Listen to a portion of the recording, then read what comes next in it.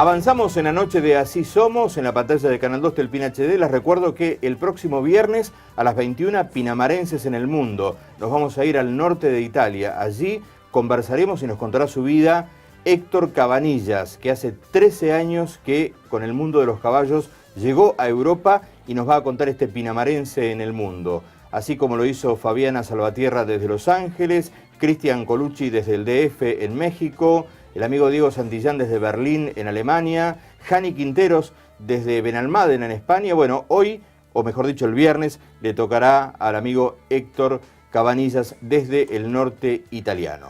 Segundo bloque, segundo momento, lo anticipado, Edgardo Carletti, secretario general del Partido Justicialista, del Consejo del Partido Justicialista aquí en Pinamar. Edgardo, buenas noches, muchas gracias por aceptar la invitación. Buenas noches y gracias por invitarme. ¿Cómo anda todo? Muy bien, muy bien, muy bien. Bueno, en principio, ¿qué pasa con el partido en el orden local? ¿Está como en el nacional?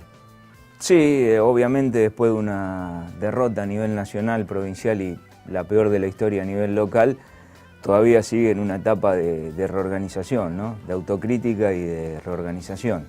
Y en ese marco estamos tratando fundamentalmente de hacer ese trabajo y sobre todo de convocar gente nueva o gente que hace mucho tiempo que no milita en el PJ, en el espacio del PJ. ¿Qué dice esa autocrítica, Edgardo?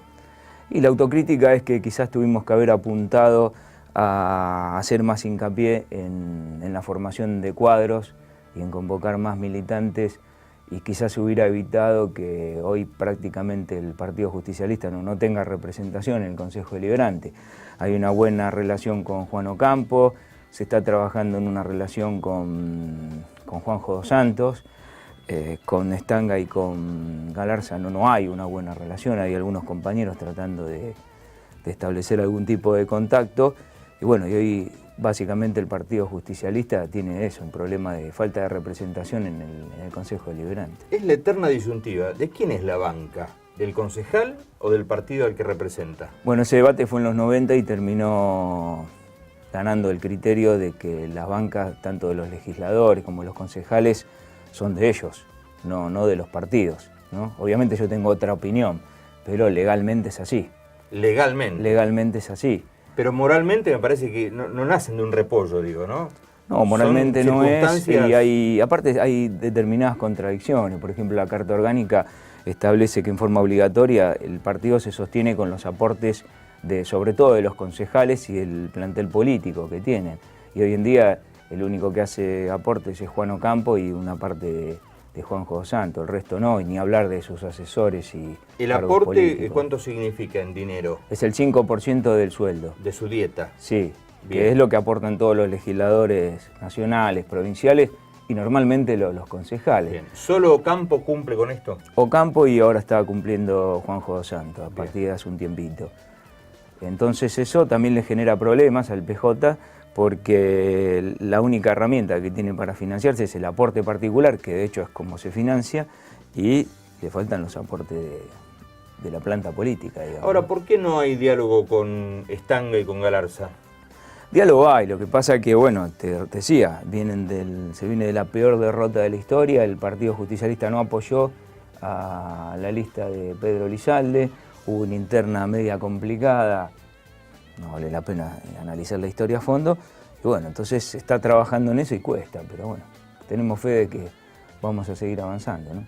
Bueno, hoy por hoy el panorama encuentra el Consejo junto, digamos, y ustedes sienten realmente representatividad en el afiliado, o el afiliado está un poco descreído en general, ¿no? El afiliado creo que sigue dolido por la derrota, y porque creo que con el tiempo es como que se va acostumbrando a las derrotas del peronismo en Pinamar. Y la última fue la peor de la historia del peronismo de Pinamar. Entonces, bueno, hay que trabajar arduamente para revertir eso, y hay que dar el ejemplo sobre todo, ¿no? Quizás nosotros tenemos que contribuir a eso y que nuevos compañeros saquen, como decía Perón, el bastón de mariscal y puedan conducir al Partido Justicialista de Pinamar a la victoria. Ha sido una experiencia muy dura, la única vez que se ganó fue con el tema de Porretti, todos sabemos cómo terminó, y bueno, y a partir de ahí, sobre todo a partir del 2009, han sido una derrota tras otra, ¿no? La última vez que ganó el peronismo acá fue en el 2009. ¿En cuánto incidió el hecho de que Elizalde viniera del vecinalismo, de golpe se convirtiera, digamos, en representante del peronismo? ¿En cuánto incidió todo eso? Porque, en definitiva, es más duro cuando se está en gestión, ¿no? Una derrota. Sí, bueno, incidió para mal, porque más allá de que se haya acercado al peronismo, que en realidad entró por la ventana, ¿no? La gestión fue pésima y la prueba está en la cantidad de denuncias penales que tristemente terminan en la nada, en la justicia, sobre todo en la de Pinamar, y en las duras multas que le ha impuesto el Tribunal de Cuentas, y ten en cuenta que falta un periodo que lo dejaron pasar por negligencia en el Consejo Deliberante, y en la próxima rendición de cuentas van a venir otro caudal de importantes multas, lo que demuestra la muy mala gestión de Elizalde, que formaba parte de un gobierno vecinalista, porque era mitad y mitad, y después se fue hasta que consiguió la lista del Frente para la Victoria. Y bueno, y ahí también hay responsables, porque hay gente que se subió en ese caballo y llegó a la derrota del peronismo, priorizando intereses nada más que personales, ¿no? Conseguir una banca de concejales por ahí. Cuando Elizalde entra por la ventana justamente, ¿fueron parte de una negociación muchos peronistas, digamos, para integrar ese gabinete? Sí, hubo muchas charlas, pero que quedaban en la nada fundamentalmente porque estaban basadas en propuestas que no se cumplían. En las charlas era, me acuerdo, determinados nombres, acá fulano, mengano. Para que el peronismo integrara un gabinete tenía que ser un trabajo serio, no ofrecer un cargo a uno, a otro sí, otro no. Entonces creo que eso, acompañado por la pésima gestión que tuvo Elizalde, terminó llevando al peronismo a la derrota catastrófica que sufrió, ¿no? Bueno, hoy nos encontramos con este escenario, ¿no? Cambiemos, yo creo que casi de casualidad se encuentra Yesa con una intendencia que a todas luces le va quedando grande. Ojalá revierta, por supuesto, ¿no? Porque necesitamos que a Pinamar le vaya bien. ¿Cuál es la mirada que ustedes tienen de esta situación que está viviendo Pinamar? Yo creo que después de 6 meses de gobierno, bueno, es a las claras que la gestión de Yesa es muy mala. Y nosotros también queremos que la mejore, ¿no? Porque ya se empiezan a oír vientos de destitución, como es la triste costumbre de acá de Pinamar. Y creo que ese es un camino que no conduce a nada. Creo que el intendente es una persona joven, entiendo que inteligente, y tiene que tomar la realidad y revertirla, ¿no? Yo creo que lo puede hacer, pero para eso, bueno, tiene que dejar, no sé, el otro día hubo un escándalo con el tema Arena, y a mí me parece que no se hizo responsable a nadie de eso. Y normalmente lo que pasa en las gestiones, cuando se dan hechos de esta naturaleza, es de que se responsabiliza a los funcionarios que no cumplen con sus funciones. Ahora, ¿será una estrategia esto, digo, con esto del todo pasa famoso de don Julio Grondona? Porque es verdad, no se responsabiliza a nadie y después el tema se corre de los titulares de los medios y la historia continúa. ¿Esto le deja un desgaste político a Yesa realmente o no? Y habría que ver, él viene de la escuela de Altieri, donde yo desde el 2000 vivo en Pinamar, pero por lo que me cuentan gente que es de toda la vida de acá, escándalos de estos ha habido en la gestión de Altieri, no sé, 500, y los ha revertido. Creo que cambió la realidad política y sobre todo la forma en la que se comunica y se informa la sociedad.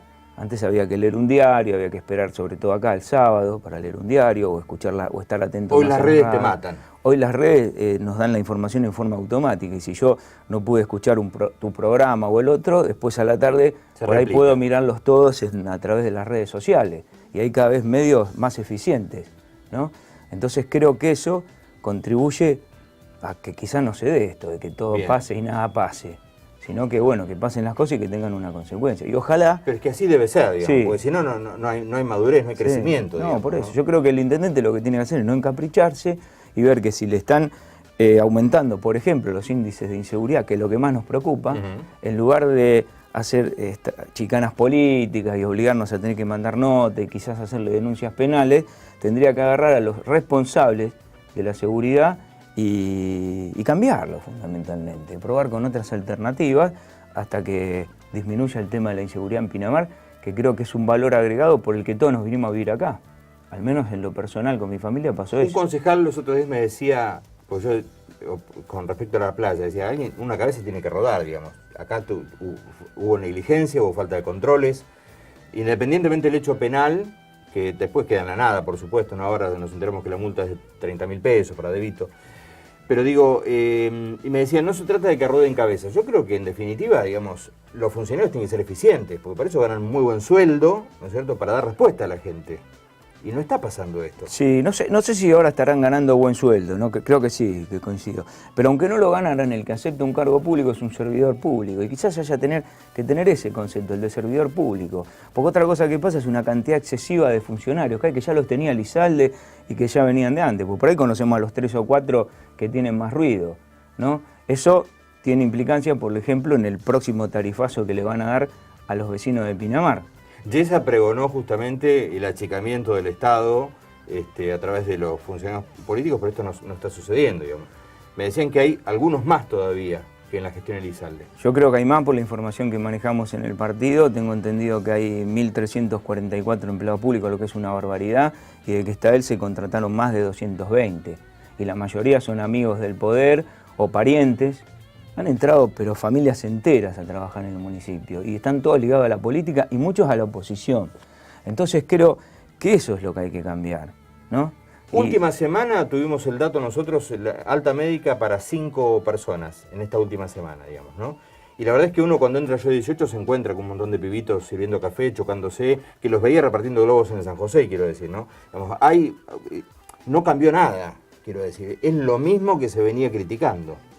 Y yo creo que sí, y el problema más grave es que lo veo a la mañana cuando voy a llevar a la hija a mi escuela. Yo fui director de fiscalización durante 9 meses y me acuerdo de los problemas que teníamos cuando faltaba uniforme o cuando no se podía cubrir, iban todos, estaba todo junto, ¿no? Fiscalización e inspección general. Y hoy en día voy a la mañana y veo uno en la Ecos Porto Arrota, que se compró en la época de Elizalde, no sé, jugando a los jueguitos con un teléfono, o cuando vuelvo paso por el jardín y no veo a nadie ahí cuidando.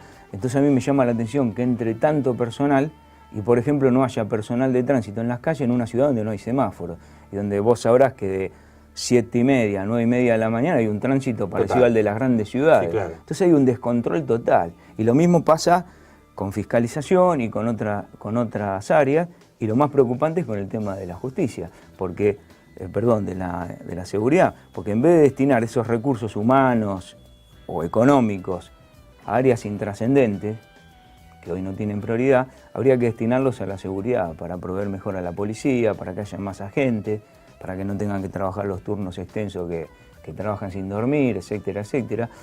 Cosas que por ahí nosotros conocemos y que no tendríamos que conocer, porque tendría que haber funcionarios aptos para desarrollar esas tareas.